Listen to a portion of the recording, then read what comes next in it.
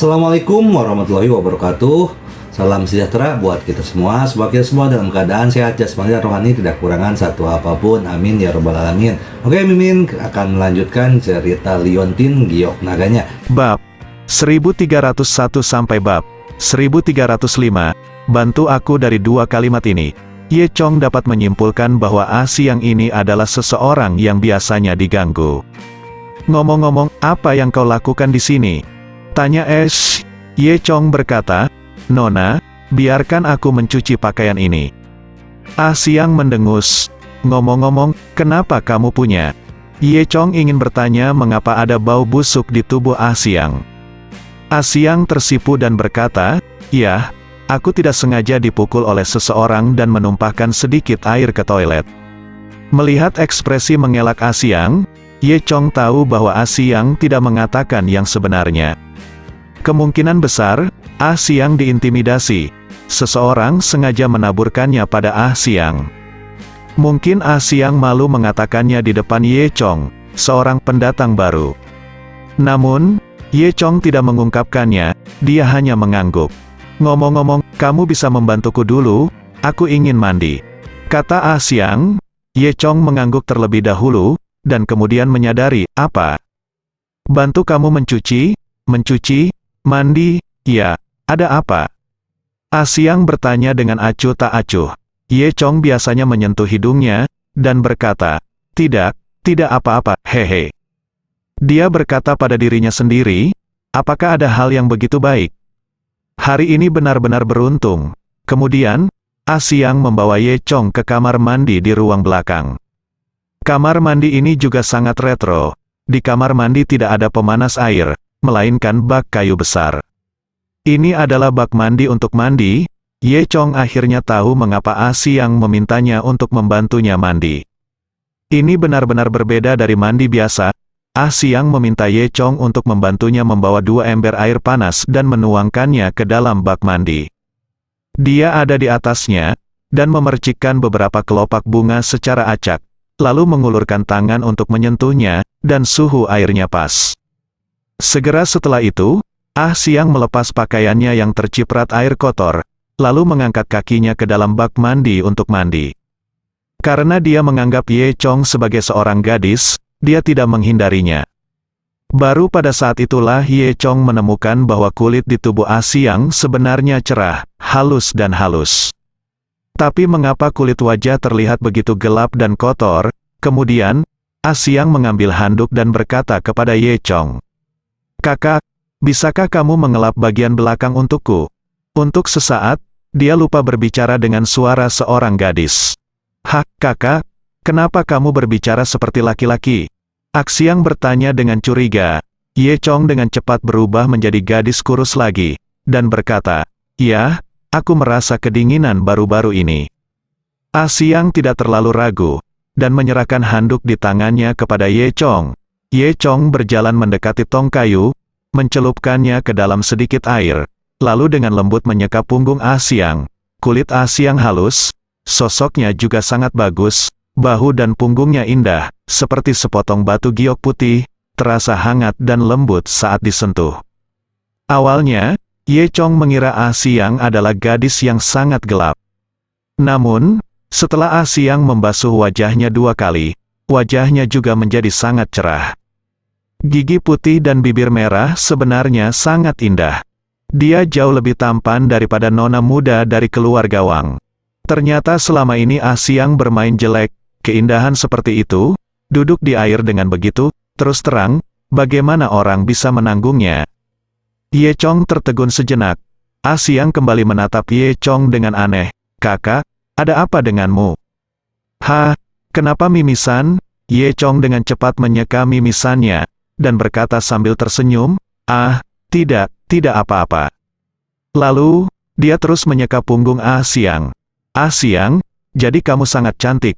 Tapi kenapa kamu bertingkah jelek? Tanya Ye Chong. Dipuji oleh Ye Chong, Siang sedikit tersenyum. Kemudian, sedikit kesedihan muncul di matanya.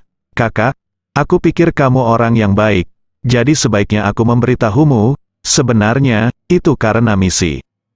Betapa pintarnya Ye Chong, dia langsung mengerti. Itu pasti wanita tertua dari keluarga Wang. Bagaimana dia bisa mentolerir seorang pelayan yang lebih cantik dari dirinya? Oleh karena itu, agar tidak diganggu, Ah Siang bermain jelek. Meski begitu, diperkirakan Ah Siang sering dibuli. Tampaknya wanita tertua ini bukan hal yang baik. Ye Chong berkata, "Oh, jangan bicara omong kosong, berhati-hatilah agar dia mendengarnya." Ah Siang dengan cepat menoleh untuk mencegah Ye Chong melanjutkan. Ye Chong mendengus, tidak memperhatikan. Kemudian, Ah Siang berkata kepada Ye Chong lagi, "Ngomong-ngomong, kamu harus lebih berhati-hati 2 hari ini. Aku selalu merasa bahwa kompleks keluarga Wang agak aneh. Pertemuan gereja tahun ini berbeda dari tahun-tahun sebelumnya. Aku selalu merasa bahwa akan ada sesuatu yang salah. Sepertinya itu masalahnya." Ye Chong tertegun, bahkan Ah Siang bisa merasakan ada yang tidak beres. Tampaknya tindakan mereka masih belum cukup disembunyikan. "Ngomong-ngomong, saudari, kamu tidak boleh memberitahu wanita tertua apa yang aku katakan padamu hari ini, atau aku akan sengsara." Ah Siang menatap Ye Chong dengan tatapan menyedihkan. Ye Chong tersenyum dan mengangguk. "Jangan khawatir, aku tidak akan mengatakan apa-apa." Ah Siang berkata, "Kalau begitu, saudari, cepat cuci pakaianmu. Jika tidak, wanita tertua akan menyalahkanmu jika dia tahu." Chong mengangguk dan berjalan keluar. Orang-orang di halaman keluarga Wang sangat aneh. Mereka tampaknya percaya pada prinsip Anda harus menggunakan baskom kayu untuk mandi, dan Anda harus menggosok pakaian Anda dengan tangan. Sepertinya cara mencuci ini lebih bersih dan lebih konotatif. Oleh karena itu, meskipun kompleks keluarga Wang memiliki banyak fasilitas modern, namun tidak memiliki pemanas air, pancuran, mesin cuci, del. Justru karena inilah dibutuhkan begitu banyak pelayan. Ye Chong kembali dari kamar mandi di belakang dan kembali ke ruang cuci. Dia bahkan tidak melihat pakaian kotor di lantai. Dia keluar dari ruang cuci dalam sekejap, dan menuju halaman Nona Wang. Meskipun dia baru saja ditunda oleh Ah Siang, Ye Chong telah melihat bahwa Nona Wang memasuki halaman sebelah. Di kompleks keluarga Wang, terdapat halaman kecil dengan 1 pintu dan 1 halaman. Hanya ada 1 ruangan di halaman, jadi halaman ini pasti kamar keluarga Nona Wang. Ye Chong masih tegak, berjalan menuju kamar Nona Wang. Dalam perjalanan, saya juga bertemu dengan 2 pemburu. Namun, ketika pemburu melihat Ye Chong berpakaian seperti pelayan, dia tidak peduli sama sekali. Dengan cara ini, Ye Chong memasuki halaman Nona Wang dengan lancar. Halaman ini tidak besar, dan ada taman kecil begitu Anda memasuki pintu. Di taman, ada bunga berwarna-warni dan bermekaran, dan ada 2 pohon tua di sampingnya. Menghadap pintu, ada batu Feng Shui. Konon batu Feng Shui ini memiliki efek menghalangi hantu dan roh jahat di rumah tua tersebut. Melewati batu Feng Shui, Anda bisa melihat ada bangunan loteng 2 lantai di tengah halaman, dengan jendela-jendela cerah. Melalui jendela, orang dapat melihat bahwa Nona Wang sedang mondar-mandir di sebuah ruangan di lantai 2, tidak tahu apa yang dia lakukan. Tidak ada orang lain di seluruh ruangan, hanya Nona Wang yang sendirian. Ye Chong langsung naik ke atas dan membuka pintu kamar Nona Wang. Ternyata nona muda dari keluarga Wang memakai kacamata VR dan bermain game somatosensori yang mengasyikkan. Tidak heran dia melompat-lompat sekarang, seolah-olah dia sudah gila. Saat ini, Nona Wang memakai earphone dan kacamata, bermain dengan gembira, dan tidak menyadari bahwa Ye Chong sudah tiba di kamarnya. Pada hari kerja, kompleks keluarga Wang dijaga ketat, dan para pelayan tidak berani masuk begitu saja. Oleh karena itu, keluarga Nona Wang tidak pernah menyangka akan ada orang yang masuk saat ini. Ye Chong berjalan mengelilingi keluarga Nona Wang dan datang ke lemari di belakangnya. Dia diam-diam membuka lemari dan mulai mencari misinya. Lemarinya sangat besar, dan semua pakaian yang digantung adalah jas, celana panjang dan sejenisnya, dan tidak ada stocking. Ye Chong melihat lagi ada 2 laci di sudut lemari. Ye Chong membuka laci pertama, dan ada beberapa pakaian dalam merah muda di dalamnya. Wajahnya memerah saat melihatnya. Setelah itu, Ye Chong membuka laci kedua yang berisi semua jenis kaos kaki. Benar saja, Ye Chong menemukan semua jenis stoking, yang hitam, yang berwarna daging, yang bermotif macan tutul, semuanya. Ye Chong tampak terpesona. Ye Chong menatap stoking ini dengan sikap merendahkan, dan untuk sementara, dia mengabaikan bagian belakangnya. Di belakangnya, suara memantul dan memantul telah berhenti. Keluarga Nona Wang baru saja menyelesaikan permainan, dan ketika dia melepas kacamata furnya untuk beristirahat, dia terkejut menemukan ada seorang pelayan berjongkok di sana, melihat melalui pakaian dalamnya. Apa yang ingin dilakukan perempuan jalang ini? Apakah mencuri sesuatu? Keluarga Nona Wang diam-diam berjalan sambil berpikir. Kemudian, dia menjambak rambut Ye Chong, menariknya ke belakang dengan kasar, dan mengutuk, "Kamu pelacur kecil yang tidak tahu malu. Beraninya kamu mencuri barang-barangku."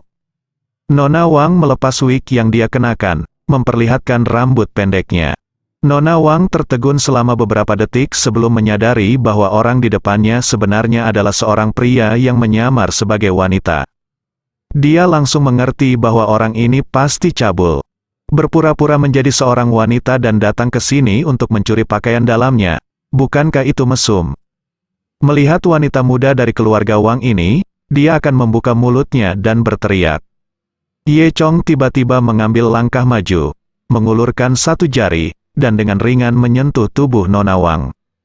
Yang terakhir pingsan segera. Kemudian, Ye Chong melemparkannya ke tanah, mengambil sepasang stoking hitam, dan memasukkannya ke dalam sakunya. Segera setelah itu, dia memulihkan pemandangan dan menutup pintu lemari.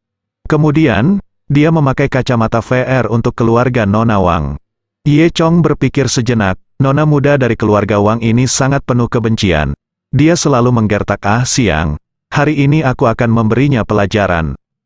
Memikirkan hal ini, Ye Chong mengambil ketel di sebelahnya. Air ditaburkan di celana Nona Wang. Sekarang, jika orang luar datang dan menonton adegan itu, mereka akan berpikir bahwa keluarga Nona Wang takut buang air kecil karena bermain game VR, dan kemudian pingsan. Setelah itu, Ye Chong bertepuk tangan dengan puas dan meninggalkan ruangan. Sebelum pergi, Ye Chong memasang jebakan lain di ruangan itu, dan setelah 10 menit, alarm berbunyi untuk menarik semua pemburu. Pada saat itu, dia dapat memanfaatkan kekacauan dan melarikan diri, dan misinya selesai dengan sempurna. Di sisi ini, Wang Fugui dan banyak tamu lainnya masih menonton pertunjukan besar dengan gembira. Tiba-tiba, seseorang berteriak entah dari mana, "Ada pencuri!" "Apa, ada pencuri?" Dalam sekejap, semua orang menjadi bingung. Penjaga keamanan di Kompleks Wang, termasuk para pemburu yang berpatroli di Kompleks Wang, semuanya dikirim. Dan pencuri ini adalah Ma Zuang. Tugas Ma Zuang ini adalah menangkap ayam tua yang bertelur paling banyak di Kompleks Wang. Awalnya, Ma Zuang mengira tugas ini sangat sederhana. Dia berpakaian seperti pembantu dan akan menangkap ayam tua itu dan mengeluarkannya. Hampir tidak ada yang memperhatikannya. Nyatanya, tugasnya tidak sesederhana itu. Di kompleks keluarga Wang, tidak ada ayam biasa. Hanya ada satu ayam di seluruh pekarangan, yaitu ayam tulang hitam lisan yang legendaris. Ayam tulang hitam lisan ini bertelur 3 butir setiap hari. Nilai gizi ketiga telur ini sangat tinggi, dan setelah dimakan dapat memperpanjang umur. Oleh karena itu, nilai ayam tulang hitam lisan ini sebanding dengan gunungan emas dan perak. Dapat dikatakan bahwa ayam tulang hitam lisan ini adalah harta dari halaman keluarga Wang. Bahkan keluarga Wang secara khusus membangun pekarangan untuk ayam tulang hitam lisan ini, yang dijaga ketat. Apalagi ayam tulang hitam lisan ini sangat paranormal. Ma Zuang mencoba menggunakan serangga dan sejenisnya sebagai umpan, mencoba memancing keluar ayam tulang hitam lisan. Akibatnya, ayam tulang hitam lisan mengabaikan mereka. Bagaimana menurut Ma Zuang bahwa ayam tua akan sangat sulit untuk ditangani? Setelah beberapa kali gagal, Ma Zuang sangat marah sehingga dia bergegas dan merampoknya. Dia bergegas, merobohkan 2 penjaga keamanan di halaman, dan kemudian pergi untuk menangkap ayam hitam lisan. Tapi tak disangka, ayam tulang hitam lisan ini sangat lentur, melompat-lompat, Ma Zuang tidak bisa menangkapnya untuk sementara waktu. Alhasil, terbentuklah adegan yang sangat lucu. Lisan Wuji dan Ma Zuang, seorang pria kekar mengejar ayam tua, berlarian di kompleks keluarga Wang satu demi satu. Kemudian, dia ditemukan oleh pengurus rumah tangga di kompleks keluarga Wang. Pengurus rumah berteriak, mengejutkan semua orang. Begitu Wang Fugui dan yang lainnya mendengar suara pramugari, mereka melihat ayam tulang hitam lisan melompat ke atas panggung, diikuti oleh seorang pria pendek dan kuat yang bergegas keluar. Keduanya memecahkan panggung, kemudian, tepat di bawah hidung Wang Fugui, Lisan Wuji terbang ke belakang alun-alun lagi, dan Ma Zuang juga mengejarnya. Wang Fugui tertegun selama beberapa detik sebelum menyadari bahwa itu adalah ayam tuanya yang berharga. Seseorang berani menangkap ayam tulang hitam lisan miliknya, tidak apa-apa. Saat ini, sekelompok besar pembantu rumah tangga dan pemburu dari keluarga Wang juga memasuki alun-alun. Wang Fugui menunjuk ke arah Ma Zuang dan ayamnya menghilang, dan berteriak, tangkap dia, lindungi ayam tuaku." Semua orang berantakan. Lonceng kecil itu bertepuk tangan lagi dan berseru, menyenangkan. Dan yang di samping berpura-pura menjadi tamu keluarga Wang. Dan ke samping, Yang Chang, yang berpura-pura menjadi tamu keluarga Wang, tersenyum sambil menggoyangkan kipasnya dengan lembut. Dia mengutuk dalam hatinya, betapa bodohnya, misi mereka sudah sangat sulit. Tetapi jika Ma Zuang melakukan langkah seperti itu, keluarga Wang akan lebih waspada, dan akan lebih sulit untuk berhasil. Pada saat ini, seseorang tiba-tiba berteriak lagi, "Ini buruk, mutiara bercahaya dari aula leluhur telah dicuri." Mutiara bercahaya ini juga merupakan harta dari rumah kota keluarga Wang.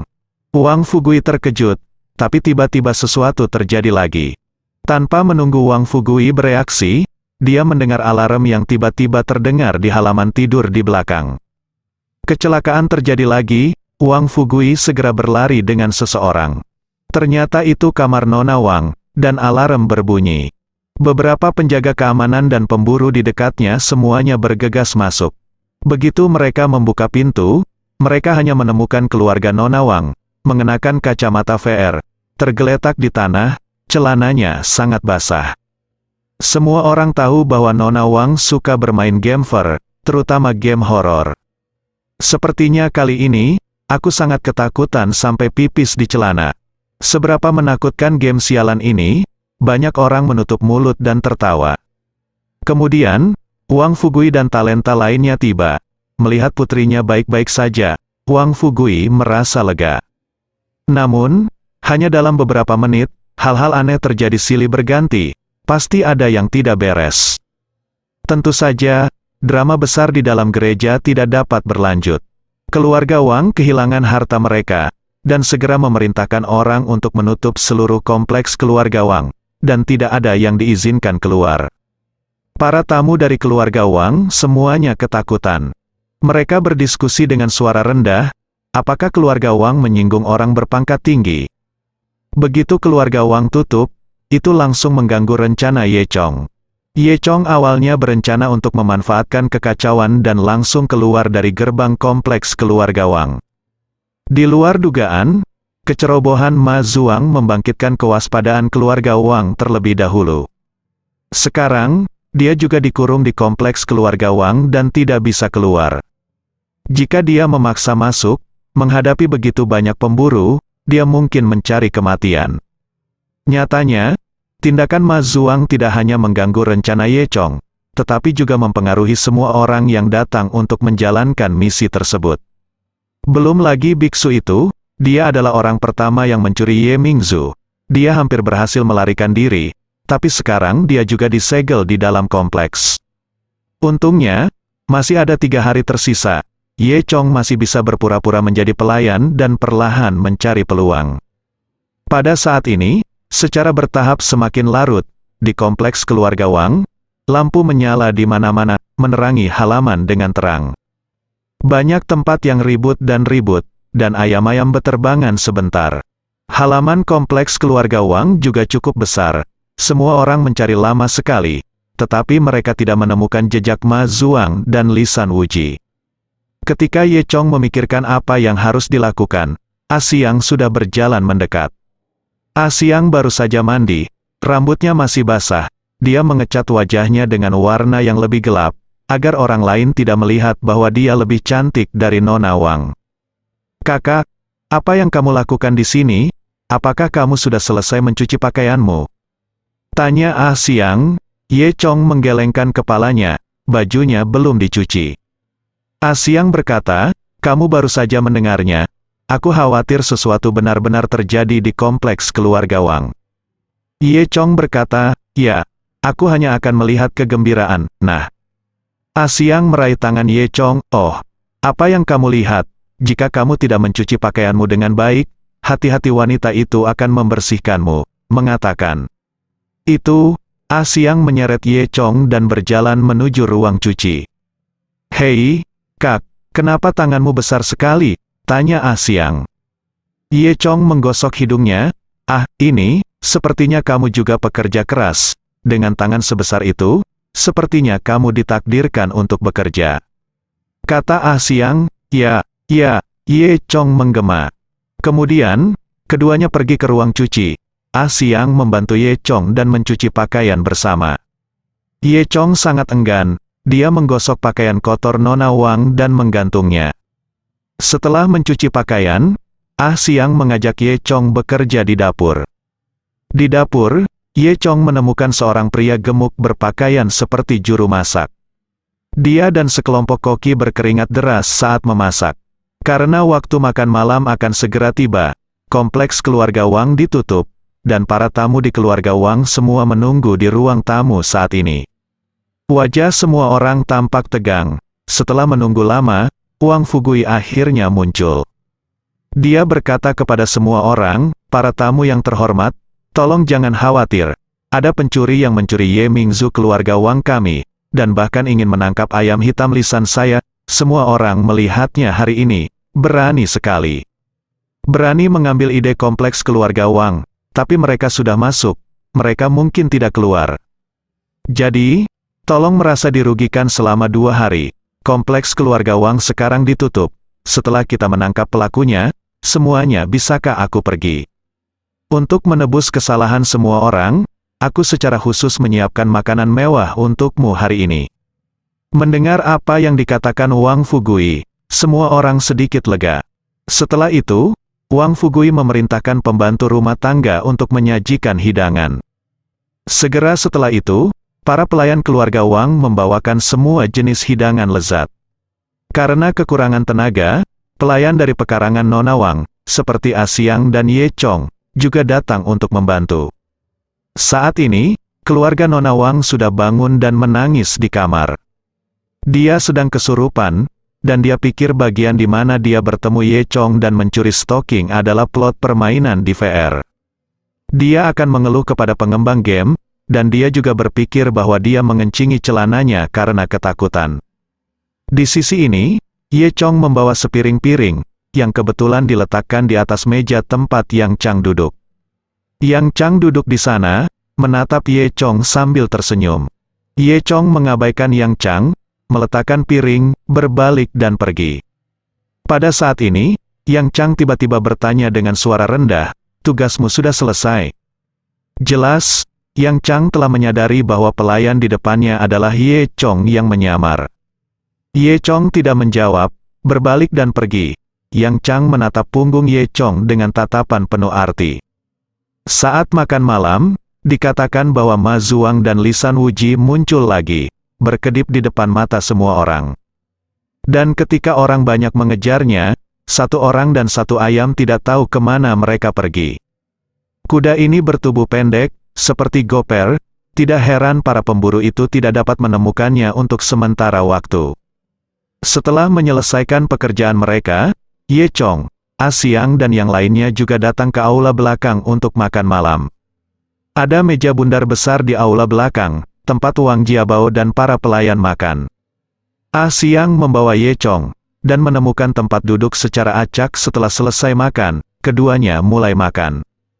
Pada saat ini, seorang gadis di sisi lain Ah Siang berkata kepada adik laki-laki penjaga keamanan di seberangnya, "Kamu tahu Missy sedang bermain game VR hari ini, dan dia sangat takut sampai pipis di celana. Benarkah? Benar, saya melihatnya dengan mata kepala sendiri. Mendengar ini, semua orang tertawa. Seorang pengasuh di sebelahnya berkata, benar, saya mencuci celananya dengan tangan saya sendiri. Diam, pelankan suaramu, biarkan wanita tertua mendengarnya, dan kita semua akan dihukum. Namun, semua orang masih tidak bisa tidak tahan berhenti, tertawa terbahak-bahak. Meskipun Asyang telah mendengar tentang masalah ini sejak lama, dia masih tidak bisa menahan tawa bersama semua orang ketika dia mengatakannya sekarang. Ye Chong sangat bangga dan menyentuh hidungnya. Setelah makan, hari sudah larut, dan sudah larut malam. Semua orang kembali beristirahat.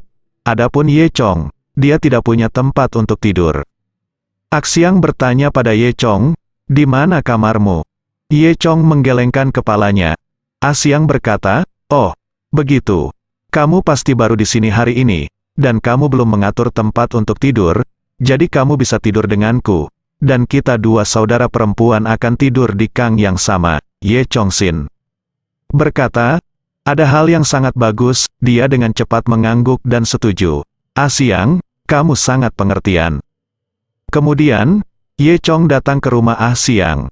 Asyang berdedikasi untuk melayani keluarga Nona Wang, jadi kamarnya ada di halaman Nona Wang. Di sudut pintu masuk halaman, terdapat ruangan rendah yang lebih mirip gubuk daripada loteng tengah berlantai 2. Meskipun kamarnya kecil, dibersihkan dengan sangat bersih oleh Asyang. Ada kang berpemanas di kamar, ditutupi selimut. Kangnya gede banget, bisa tidur 3 atau 4 orang, no problem. Bersihkan dan tidurlah, kata Asyang, melepas mantelnya dan bersiap untuk tidur. Ye Chong menyentuh hidungnya, menjawab, dan melompat ke atas kang. Saat hendak tidur malam itu, kompleks keluarga Wang masih dalam keadaan panik. Malam ini, tidak ada istirahat. Di tengah malam, Ma Zuang sepertinya ditemukan, tetapi setelah beberapa saat berisik, masih belum ada hasil. Keluarga Wang telah mengatur penjaga dari keluarga Wang di setiap kamar tamu. Meskipun Wang Fugui, nama halusnya, adalah untuk melindungi keselamatan semua orang, karena ada seorang pengejar ayam yang fanatik, dia masih berlari keluar, ingin makan ayam.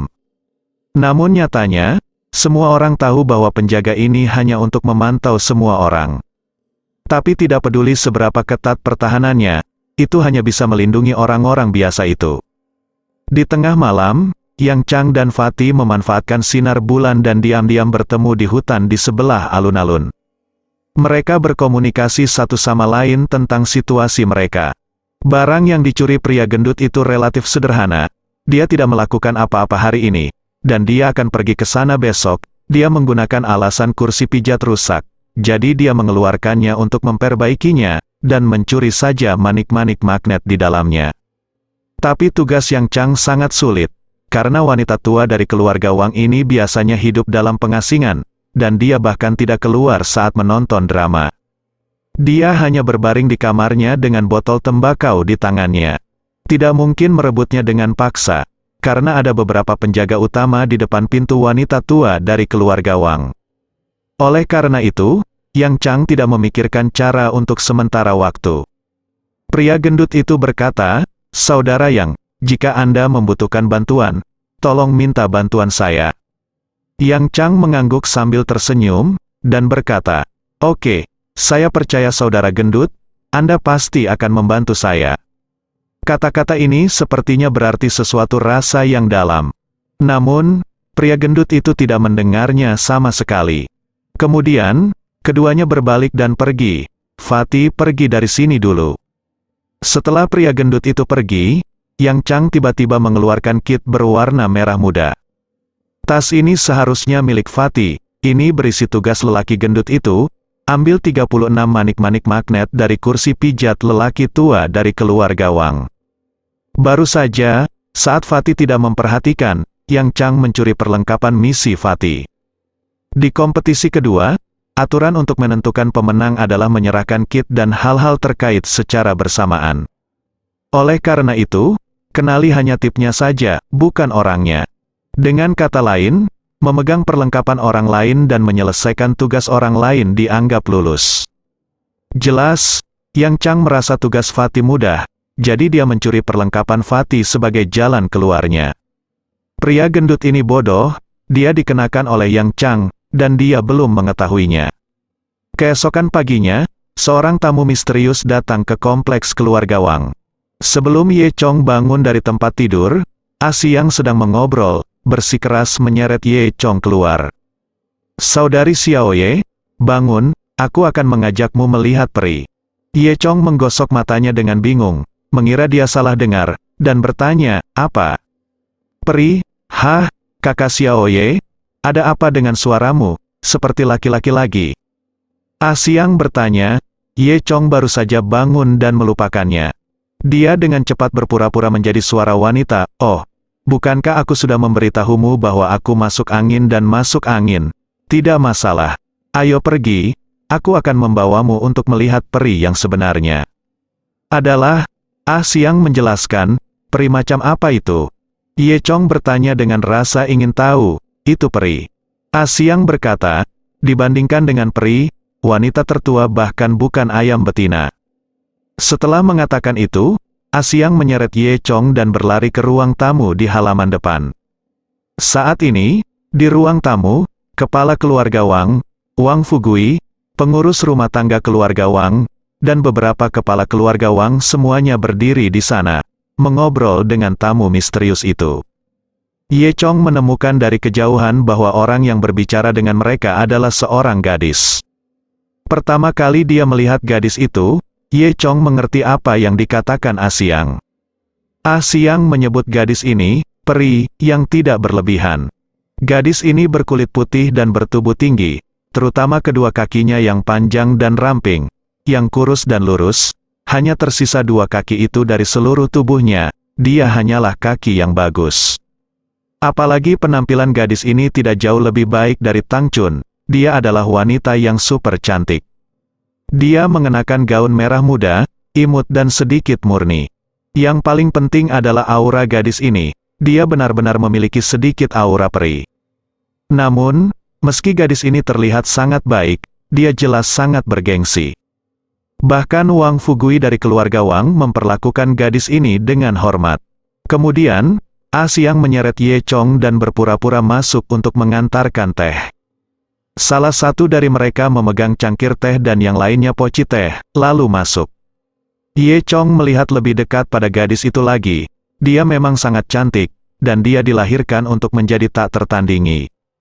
Dan saat Ye Chong meletakkan cangkir teh di depannya, disengaja atau tidak, gadis itu melirik Ye Chong dan tersenyum manis. Ye Chong terkejut, dia memiliki perasaan seolah-olah dia telah dilihat oleh gadis ini. Ye Chong tertegun selama beberapa detik, tidak sampai Wang Fugui mendengus. Dari mana gadis bodoh ini berasal, begitu bodoh? "Mengapa kamu tidak segera keluar?"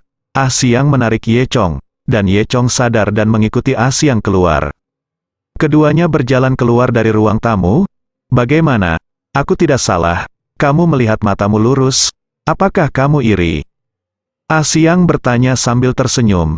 Ye Chong mengangguk tanpa sadar. "Aku tidak akan memberitahumu lagi. Aku harus buru-buru menyiapkan sarapan nona muda." Dia sengaja mengatakan untuk tidak membuatnya lebih kurus, mungkin karena bayangan psikologisnya, bisik Ah Siang.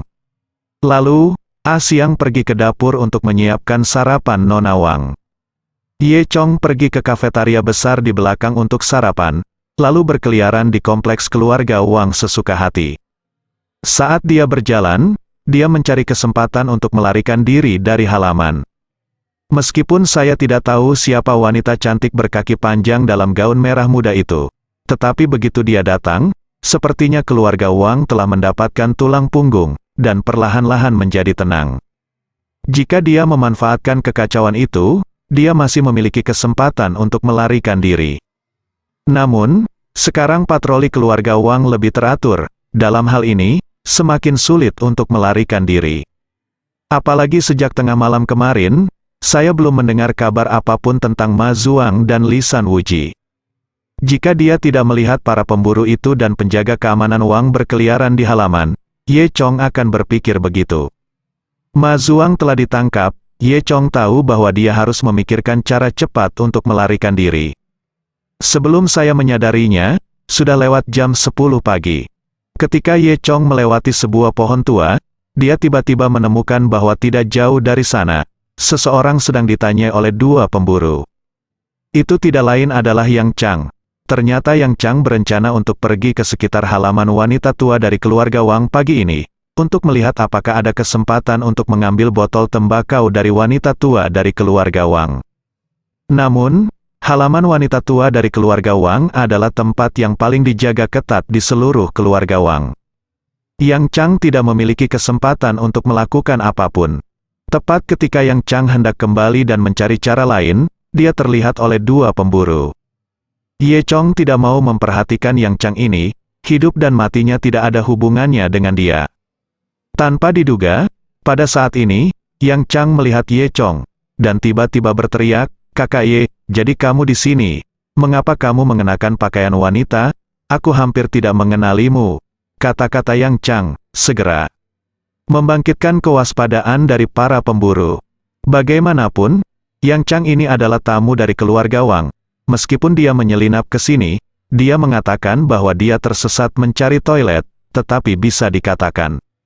Namun, sangat mencurigakan bahwa seorang pria menyamar sebagai seorang wanita. Siapa yang akan berpakaian seperti pria, tidak harus menjadi orang baik. Kedua pemburu meninggalkan Yang Chang dan berjalan menuju Ye Chong. Ye Chong mengerutkan kening. Dia tidak menyangka Yang Chang akan mengkhianatinya saat ini. Tapi Yang Chang menunjukkan ekspresi sombong, berbalik dan pergi. Ye Chong juga menoleh dan pergi, berjalan cepat. Kedua pemburu itu berteriak di belakang Ye Chong, "Berhenti." Bagaimana Ye Chong bisa mendengarkan mereka? Sabi akan berhenti saat ini. Ye Chong menoleh dan berjalan menuju ruang cuci yang terpencil. Saat ini, ruang cuci harus kosong, pikir Ye Chong. Setidaknya pimpin mereka ke sana. Bahkan jika mereka bertarung, itu tidak akan menarik terlalu banyak perhatian. Selama Anda tidak menarik terlalu banyak pemburu, Anda masih bisa kabur. Sayang sekali hal-hal menjadi bumerang. Ye Chong tidak mengambil beberapa langkah, dan 5 pemburu lagi muncul. Ketika mereka melihat rekan mereka mengejar seseorang, mereka langsung menjadi bersemangat dan bergabung dengan barisan mengejar Ye Chong. Sekarang, ada 7 pemburu mengejar Ye Chong. Ye Chong diam-diam mengerang di dalam hatinya, dan mempercepat langkahnya. Untungnya, beberapa pemburu ini ingin memonopoli Ye Chong. Jadi mereka tidak bersuara dan menarik lebih banyak orang. Segera, Ye Chong berhasil memimpin 7 pemburu ke ruang cuci. Di sini sangat sepi, tidak ada orang di sana. Ye Chong berhenti di jalurnya, berpikir dalam benaknya. Meskipun ada 7 orang di sisi lain, semuanya adalah prajurit tingkat Suan. Ye Chong tidak mudah untuk berurusan dengan mereka sama sekali, tetapi masalahnya sudah sampai pada titik ini, tidak ada cara lain. Ye Chong harus bertarung. Beberapa pemburu mengepung Ye Chong, mencemooh dan berkata, "Hei, nak, kenapa kamu tidak lari? Kamu terlihat seperti wanita berpakaian wanita. Cepat katakan padaku, kenapa kamu menyamar sebagai wanita?" Hehe, tidak perlu berbicara omong kosong dengannya. Dia pasti memiliki batu giok api di tangannya, itu benar-benar terbayar. Akhirnya, kita menangkap satu, untuk belas kasihan. Mungkin kita bisa membiarkanmu mati lebih mudah. Ye Chong mendengus dingin. Kalian ingin batu giok api, bukan? Oke, mari kita lihat apakah kamu memiliki kekuatan. Begitu kata-kata itu jatuh, Ye Chong bergerak, sudah bergegas. Dia bergegas menuju pemburu dengan kultivasi terlemah. Dari 7 pemburu yang dia hadapi, 3 diantaranya adalah seniman bela diri tingkat Suan dari Dacheng, dan 4 adalah prajurit tingkat Suan dari Xiaosheng. Kultivasi Ye Chong saat ini adalah seniman bela diri tingkat Dacheng Suan. Oleh karena itu, cara terbaik sekarang adalah membunuh yang lebih lemah terlebih dahulu. Cobalah untuk mengurangi kekuatan musuh dengan 1 tembakan.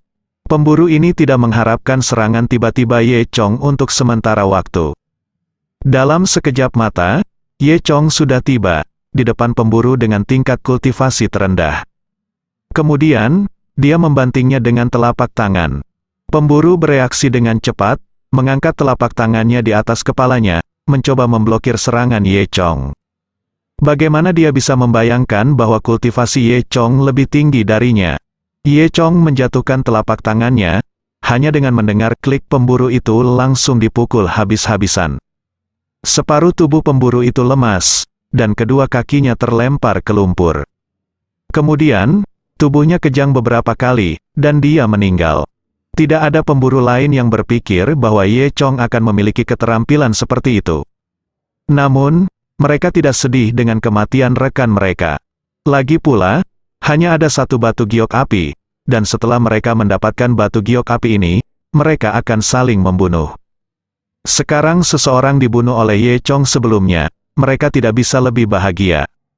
Karena alasan inilah ketika Ye Chong menyerang pemburu yang lebih lemah ini, yang lain tidak mencoba yang terbaik untuk membantu. Dan Ye Chong juga melihat perselisihan di antara orang-orang ini, dan Ye Chong hanya memanfaatkan hubungan ini. Segera setelah itu, Ye Chong bergegas menuju pemburu kedua. Meskipun pemburu kedua sudah siap, tetapi jika dia berjuang keras, dia bukan lawan Ye Chong. Setelah 3 langkah, dia juga dibunuh oleh Ye Chong. Kemudian, Ye Chong bergegas menuju pemburu ketiga. Saat ini, pemburu lain telah melihat bahwa Ye Chong memilih yang lemah dan menyerang lebih dulu. Jadi, pemburu ketiga dan keempat, 2 prajurit tingkat Xiao Sheng Xuan, akhirnya bergabung untuk menangani Ye Chong. Namun, meskipun itu 2 lawan 1 dan mereka bergabung untuk menghadapi Ye Chong, ada celah dalam kekuatan.